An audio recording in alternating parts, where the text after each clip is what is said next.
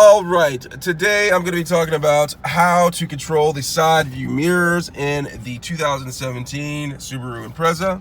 All right, I'm in the driver's side part of the vehicle. I'm going to look down, and you see this right here. This is how you control the side view mirrors.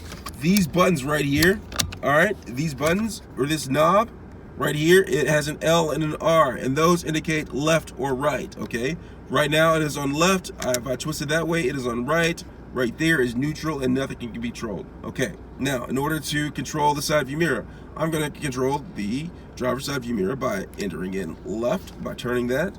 And when I do that, I can control the joystick like this, like that, up and down. And as you can see, the side view mirror is being controlled and I'm able to control it. I can do the same thing with the driver or the passenger side window by doing that and then controlling. And that's how you adjust the side view mirrors in the 2017 Subaru Impreza. Let me know if you have any questions.